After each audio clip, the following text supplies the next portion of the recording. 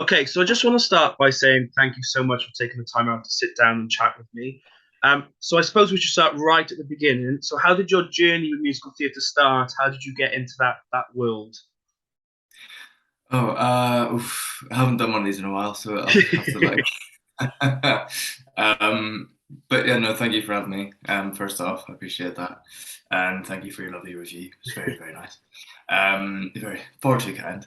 Um, how did I start? So I was about 15 back in Northern Ireland, and I wanted to get into acting. Not specifically musical theatre, but I wanted to get into acting. So my mum at the time worked with a woman who was the treasurer for a youth amateur dramatics company Hmm. called Fusion.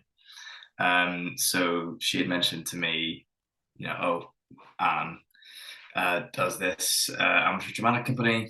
Um, would you want to do it? And initially I was like, no, I don't want to do that. And then I think it's such a like not uninspiring, but it's such a like, oh, you would think that, oh, he went to go and see Les Mis or something and was like, I really want to do this, but it was just I went on holiday with like a family holiday, and saw like a really random like pirate stunt show. I don't know why. I don't know why this was the moment, but I was just like, yeah, I think I might try this. I'll see what it's like. It Hmm. wasn't exactly like the most inspiring drama, but it was. I think it was just the theatrics of it that I kind of enjoyed. So, long story long, I joined that company at 15 and got like a part in the first show I ever did was Pirates of Penzance because I think the director was a massive Gilbert and Sullivan fan. Well, I know he was a massive Gilbert and Sullivan fan. Um, so yeah, I played the sergeant of police in that, and it was fun. It was a whirlwind. I was very nervous. I remember being very nervous about 8 weeks before the show even opened, for like 5 nights at the local theatre in Lisburn. Um, just being very nervous about having to go on stage in front of people, but I did it. And then yeah, I did a couple of shows with them, and continued to get parts and things like that, which was really good, especially at that age. And then went on to join like more adult amateur dramatic companies, Hmm. who did their shows in the Opera House of Belfast, which if you've never been on that stage before, it's not a very big house, but the stage is very deep. So if you're quite far back, you feel very like if you've never like I was like I don't know 17 on this stage, like this is massive. Um, but yeah, so I just was doing lots of shows, trying to get involved in as much sort of theatrically as I could. And I knew I wanted to. A lot of people who had been in those amateur dramatic groups had went on to drama school, and then they were in like professional shows and things like that. So I kind of thought that should probably be my journey. Hmm. Um, so I did that. So I wasn't the most confident singer, so I got a vocal coach who helped a lot, who was very good, with people, going to drama school and Hmm. things like that. A guy called Ashley Fulton, and I worked with him quite a lot on what songs I should pick and monologues and things like that, and got into Royal Conservatoire of Scotland, Hmm. on the 3 year musical theatre there. I did audition a couple of years before that for straight acting in like places like Rada and Lipa and um, Royal Welsh, I think. Hmm. But I wasn't very good. I didn't get. I was also like very young and looked very young, and I was 18, and most acting degrees want you to be a bit older and have a Hmm. bit more life experience. And I was just so green. I was like, I'm gonna do Mephistopheles from Dr. Faustus, and they were like, okay. They didn't show that, but I'm sure they were like eye rolling, secretly. But yes, so got into Royal Conservatoire of Scotland. as well as doing all the shows back in Belfast, I was also playing a lot of bands Mm. and playing like guitar, drums, and writing songs and stuff. So part of the remit for me to be able to get into that course was that you needed to play an instrument and you needed to sort of be able to devise and Mm. create and stuff like that. So I thought it would be the best of both worlds. I loved acting, I loved music, so I thought it would be the best sort of Mm. melding of the two. Didn't love dancing, but you know we move, we do what we have to do. So yeah, I was there for 3 years, and then yeah, I kind of Mm. left and got my first agent from that, and that's a whole other story. That's a whole other journey. From my journey from leaving drama school to now is lots of Yeah. bends. I'm not sure whether you want to ask. Yeah. I'll leave that to a later point in the interview. But yeah.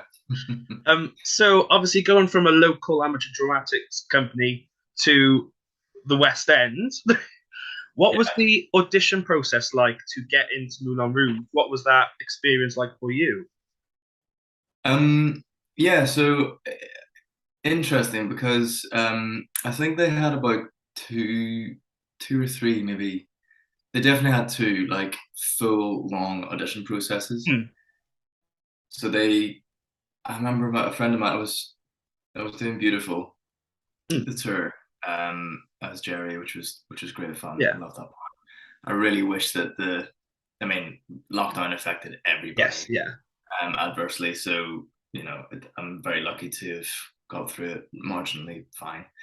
But uh, I was doing Beautiful with a couple of people, and obviously lockdown hit, and a few months later, I was hearing about some friends from that um, auditioning for like sending tapes off for Moulin Rouge, Hmm.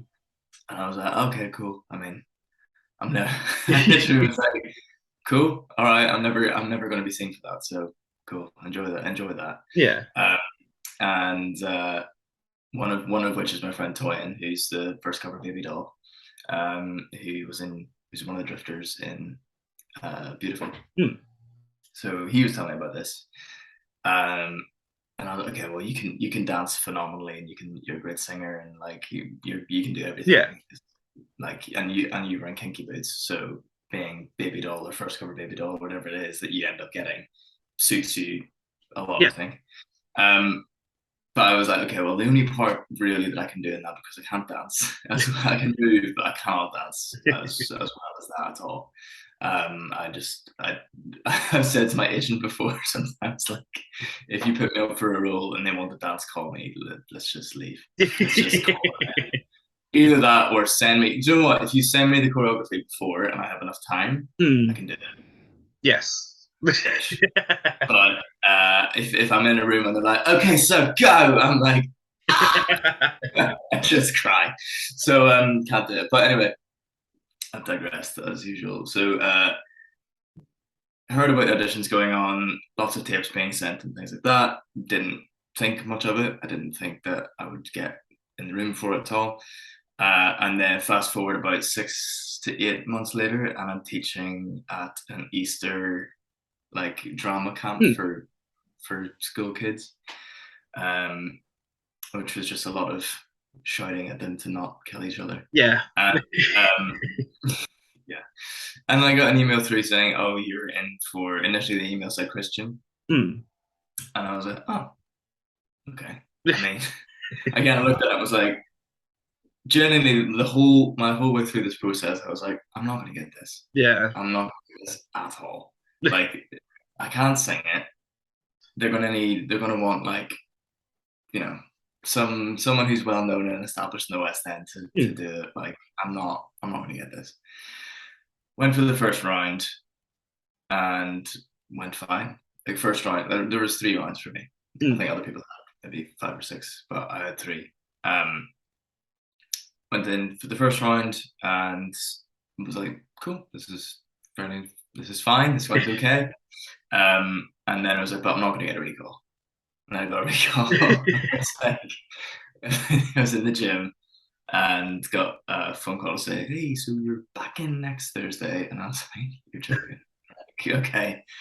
So I was like, right, okay, I'll get a recall, but then that'll be it. There'll be nothing else after that. I was like, okay, so you got a final. I was like, right, okay. So again, still thinking like, right, okay, I could get this. Because if you once you're at that stage, you're like, okay, they're clearly considering you in some facet.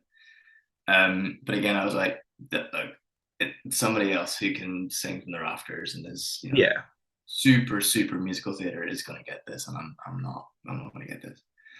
And I was the day of the final. I was shooting a music video for a song that myself and Vicky Manser wrote together called Nothing in Between. And I don't like miming in music videos, or like miming when you're singing the track, because you can tell when you're not singing properly. So I was singing it, and it's quite a high song for me. I don't know why I wrote that myself for such a high register, but I did. And I was like, okay, my voice feels a little bit not ropey, but I've been using it instead. I'm getting tired. Went into the final. I'm messed up at final so bad. I mean, they probably will say I didn't, but I did. It wasn't good. I messed up lyrics. I didn't sing very well. I don't think I sang very well. It just, yeah, it was just not fun really. And then I get an email the next week to say, hey, so can you tip for? And I don't know. I think they were trying to piece it all together because it was an original cast. And they were like, can you tip for the Duke? And I was like, okay. So I did that. Nothing ever came of that, because I think there's a track on Broadway where there's somebody who covers Christian and the Duke. Right, okay. Which in the current cast, Robson is that, I think. He's ensemble, but he's second cover Christian, third cover Duke. But I think on Broadway there's the first cover Duke, cover Christian, or whatever. Like they both do that. So they're probably maybe looking at me for that. So yeah, and then the next thing I know, I was on a strong hold. I was like, okay. And then they said, yeah, they'd like to offer you walking cover Christian, which at the time I was like, what does that mean? What is that? Nobody knows what a walking cover is. One of my questions was, what is a walking cover? What is a walking cover? Yeah, okay. So I see where you're going with this. Yeah, so walking cover, I was told or semi-informed that it was a more of an American thing. I think Lion King has walking covers. Okay. And essentially, it's kind of like a standby, but not.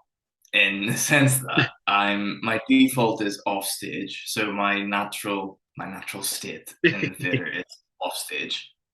But I'm also the first cover for Christian. So if I was off stage and Jimmy during a show wanted to go off, I would go on, which to most people sounds like a standby. Yeah. But I also have to cover 2 of the singer tracks in the ensemble. So I have 3 tracks. My main track is Christian. I have the 2 other tracks that I have to cover, which I'm on for a lot, which is fine. It's my job, and that's kind of what it is. So my default is off stage. I did it before, during Hadestown, whenever Hadestown was in the National. I did that. So I was kind of like, okay, I've done it before. I kind of know what it's like. But it was, it's this one's been like going from off stage to then being like, okay, so you're on for Christian is like the biggest 0 to 100 locally. That is honestly, you're like just sat there watching like doing work or watching Netflix, like drinking coffee, and then they're like, okay, cool. So can you belt just A's all the time? And I'm like, okay. So yeah, that's what a walking cover is. So it's kind of like a standby, but it's not quite a standby. Yeah. So walking cover in the sense that you're walking around the building. Yeah. I think a lot of people I think a lot of people think that it means that you walk in. So like you stay at home and then they call you in. I wish it was that, but no, it's essentially like an offstage understudy. Yeah. Or standby or whatever. Yeah. So what was the rehearsal process like to be a walking cover then? Because obviously you need to know the track, they need to know the track. How did that work rehearsal wise? Well, uh, the principal cast member always gets the Hmm. rehearsal process. I mean Yeah. that goes without saying, but I kind of it had been a couple of years since I'd done it for Orpheus, so I was like, how do I do this? I can't remember. Like, Hmm. I didn't get any like swing training or anything at college. I didn't get any of that kind of stuff. So a lot of it is just okay, what's going to work for my brain? And I just remember back um, whenever you were rehearsing in the national, it was like, okay, do I just draw little diagrams as they go? And I remember doing that, and I only had one track to understudy or Hmm. learn during that process, so that's much easier to do. Hmm. But because I was like, it's the first time that I had like three tracks, one of which is like a big track Yeah. to learn. I was like, okay, which what do I do first? Like, no, nobody comes to you and says, hey, so this is how you do. This is how you be a swing. Nobody does that. So um, I, I just watched.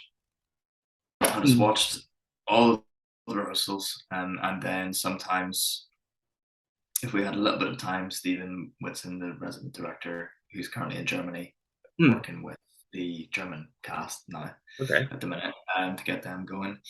Um, Sometimes if he was like, if we have any time, you can get up at the end of the day and walk through it with Tanisha, who's the alternate Satine, who I think you saw. Hmm. And so yeah, I always had a rehearsal partner because she always wanted to do it as well. Yeah. But yeah, it's just a lot of writing things down, making. I mean, uh, the other swings in the room had like Stage Right, which is this really like super nifty software for Hmm. iPads for like making swing Yeah. maps and stuff. I bought it and got it and got an Apple Pencil, all kind of stuff. And literally first day was like, I just got these like printout. They made printouts of the stage and like copies, blank ones of like the sort Hmm. of stage map, and I just used pencil and arrows and numbers. Like if you read it now, you wouldn't understand. There's no way to understand it. Even I, looking back on them now, I'm like, it's just loads of arrows just doing that, and it's like pencil, so it's all smudged now. It's not useful. But the cast who were rehearsing were very gracious in letting us video Hmm. them. So I've got like hundreds of videos on my phone of just different blocks of rehearsals and running the Hmm. numbers and all kind of stuff and trying to get it from different angles and stuff. So I learn better visually. So other people learn better maybe with like counts or something Hmm. like that. I'm much better visual learner. So videos were savior. And then also during Tech Week, whenever they were doing it on stage and with the lights and with all the sort of bells and whistles, I Hmm. was taking videos as well, so I could then see what it looked like in real time on stage. So that was that yeah, taking videos was actually probably the best thing I learned really. Yeah, so that's how I Yeah. did it. So picking up tracks and songs, did you find it easier as it's a jukebox musical, or did that make a difference at all with the learning of songs and vocals? It's a good question. Yes, yes and no. Hmm. Um, yeah, I guess the songs didn't. I mean, very during the rehearsal process, Justin. Yeah, I love that man. He's great. Musical director and orchestrator and Hmm. arranger and general musical genius. Um, he we had vocal calls, so I had vocal calls with him and Tanisha, Hmm. and some by myself as well during the rehearsal process, which was lovely, which was great. So I don't think I don't know, I don't really have a reference point for other productions, but I Hmm. don't know whether they would do that. But we got those, which is good. Because we kind of had two teams, just to segue slightly. We had like the American team, and then we also had the UK team, Hmm. who were like the resident team, and we also had like the original Broadway team. So there was actually quite a lot of cooks in the kitchen Yeah. in a good way, I think. But so that, yeah, they could afford the time to like have vocal calls and individual calls with people and all that kind of stuff, which was great. But yeah, I guess, I mean, I loved the film Yes. growing up. I remember watching the film and I was like 13 or 14. I was like, this is insane. I love this. So songs like "Come What May," like I love it. Yeah. Most people know that song, I think, Yeah. from if you're a certain demographic of age, and I love that song. I think it was more about learning, particularly in the opening and Elephant Love Medley, Mm. all the different snippets of songs and where they come Yes. in, but then how to make. It's almost like you have to work in a certain way because of the fact that it's a jukebox musical. You have to make sure that you're not just, as an actor, you're not just like singing it because you Yeah. know the song. Like Elephant Love Medley, Justin kept on being like, "It's a conversation. Make sure you know it's a conversation. Yeah. Everything you're saying is to try and get her a reaction, or is a reaction to what she's saying." Like he was like, "I wrote this as a conversation," so I was like, "Oh, okay, that makes much more sense." Yeah. Uh, Instead of just singing these famous songs and snippets of them, and for people to go, "Oh, I love Yeah. that song." It's actually there's actually a thought Yeah. process behind it as the character. So yeah, it definitely was easier to pick up. I mean, it's pop music, so there wasn't any crazy time signatures really, or any mad key changes or incidentals or anything like that that you have to listen out for. Mm. So yeah, it was fairly easy to pick up. But also when you're in the room, just listening to it in the rehearsal room over and over and over and over and over again, it goes in your head. It definitely goes in your head. The lyrics might not, but But the the melody does.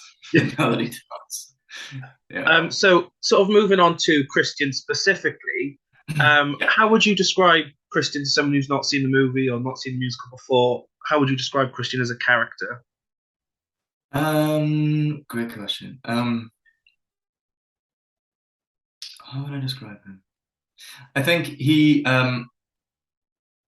before I go on stage as Christian for the first act, I have like a line for that kind of gets me into the thought process Hmm. of that character for before each act, because he's quite different in each act because Yes. there's a 2 month time shift between them. Um, the first act, everything is new, is what I tell myself before I go on. Like everything is new. Like he's literally the lyric in the Journey song. He's just a small town boy. Like he's honestly like he's from Hicksville in Ohio. Like wow, I've never been to Lima, so if anyone from Lima is listening, I apologize. But the way he's written is that he's from like there's nothing going on. Hmm. It's very parochial. There's no cult. There's not a huge Hmm. amount of culture. He lives in the country basically, um, and comes to he he's full of wonder. He's full of hope. He has read all these stories of the Bohemians in Paris. And he's finally went, I'm going to save up all my money. I'm going to buy a ticket on a boat ticket to France, and I'm going to go to Paris. I'm going to go to Montmartre, and I'm going to find these people. Like he's almost like ridiculously optimistic to the Yeah. point that he's a bit hopeless. Like he's just so full. Like you meet those people who are quite sort of magnetic and kind of galvanizing in a way that they're sort of like, yeah, but why not? Yeah. Why Holy gosh, why not?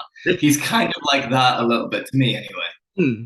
at the start, which kind of makes sense of his journey throughout the first act. So Yeah. he finds people, he finds Lautrec and Santiago. They become bosom buddies very quickly because they're all sort of united under these bohemian ideals and the love of music and writing and creation. And he's just been writing these songs probably in a little room in his house in Lima, Ohio, with his family, because I imagine he lives with his family. Uh, and he probably has brought it up at dinner one time, and his parents have probably been like, nah, awful. Yeah. And he's probably like, oh, I think this is good.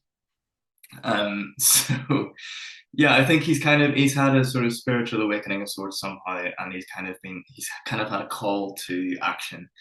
Um, Went to Paris, made these friends. Everything is a whirlwind, Mm. which is quite similar to actually like when I was watching the film back for like sort of research. Mm. I realized the editing style of Baz Luhrmann is quite useful to kind of take on board because it's so quick. Yes. It's like the I didn't realize that the editing actually, like the cuts between shots, doesn't slow down for the entire first part of the film until he gets into the elephant and they Mm. have the Your Song moment. Like all the way through that, it's just like shot, shot, shot, story, exposition everywhere. Who's this? What's that? Like it's just meant to like sensory overload you, Mm. which the opening of the musical, I think you would agree, does as well. Yeah. It's Yeah. just like whoa. But yeah, I think ultimately Christian is full of hope, full of naivety, and then throughout the first act and throughout meeting Satine, um, he falls hopelessly, madly in love. Mm. Um, he's probably never really experienced love before. In fact, I mean, the way I play him, like he's never experienced this kind of love before. He's never met a woman like this before. He's never been in a place like this before. Everything is new. Yeah. And then the second act, he kind of gets that sort of like, I got the cool girl in school, like he Yeah. kind of like the cool person. So I think after a couple of months of having the sort of affair with Satine behind the Duke's back, um, he's like, well, life makes sense. Yeah. Everything makes sense. There's hope, and everything will be amazing. Is my sort of mantra for the Yeah. second act.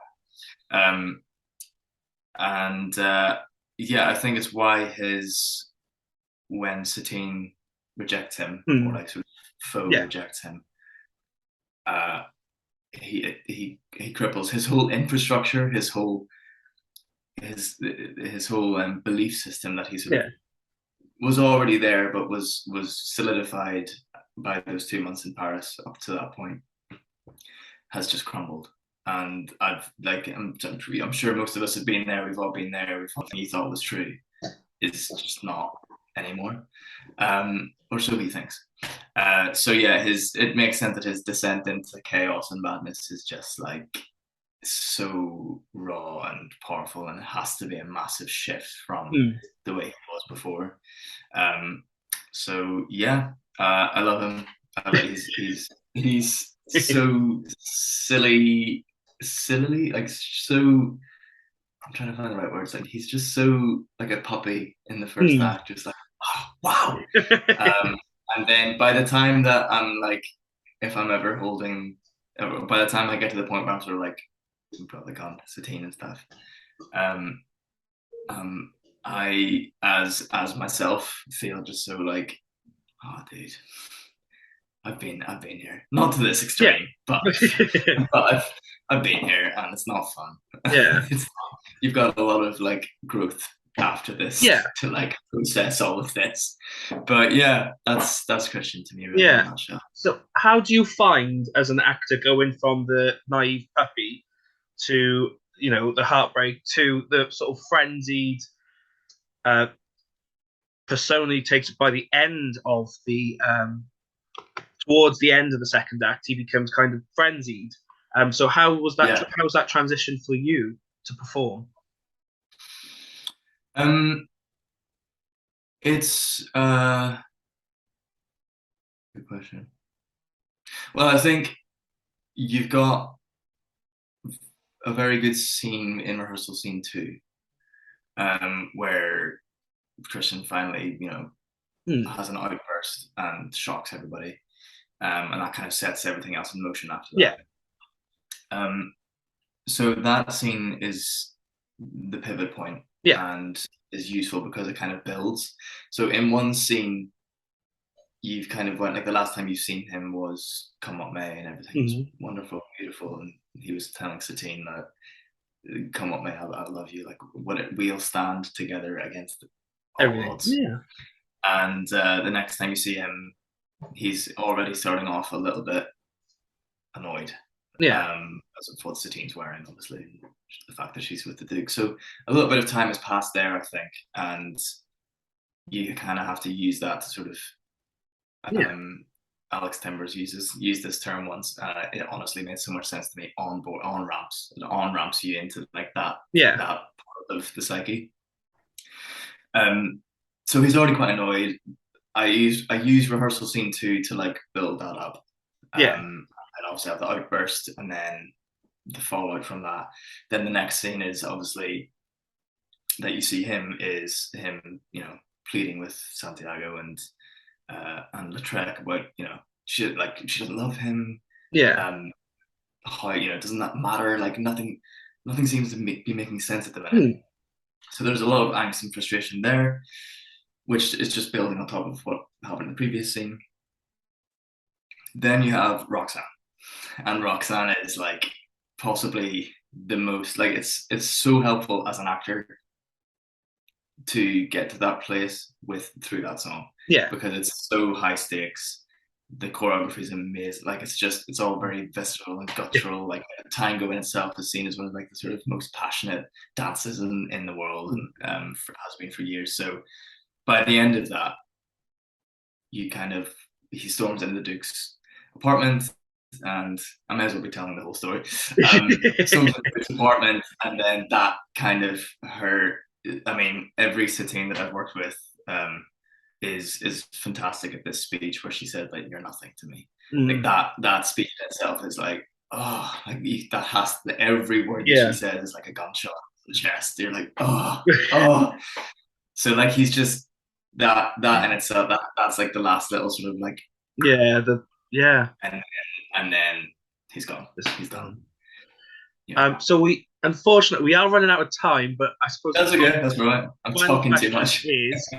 Where can people stay up to date with you and the show itself? How could they? Yeah, how can people stay up to date with you and the show itself? Oh, social media. I mean, I'm not amazing on. I don't tweet a lot. So probably Instagram. So the show, I think they have their own sort of social handles. So we got at Moulin Musical UK. My socials are at AJ Gillian. Which is quite a misnomer because a lot of people think that my name's AJ, which despite the backwards baseball cap, I'm not a 90s dude. I was born then. But at AJ Gillian on Twitter and Instagram. I probably use Instagram the most, but I probably should use social media more, but sometimes I'm like, people don't care. Like, why would I post my breakfast? Like, it's fine. That's how you can keep up to date with me. And there's for the musical itself, there is the website. If you just type in Moulin Rouge, comes up. Of course, I mentioned that. There's a website. I think it's MoulinMusical.com, and then they have like the UK, and then have like Australia and Broadway and stuff like that. So if you need to go on there and look at any tickets, I mean, they're very good on the socials, particularly Twitter. They'll put a lot of stuff on there. That you'll stay up to date quite well. Fantastic. So I said it at the beginning, but I'll say it again. Thank you so much for taking the time out to sit down and chat with me. Obviously, as you know, I really enjoyed the show, and I recommend it to obviously fans of musical theatre in general, and specifically those who enjoy the movie, because it really is like an even bigger theatrical spectacle than the movie. So thank you very much, and I shall speak to you soon. Well, thank you for having me. Speak to you soon. Thank you. Bye. Have a good day.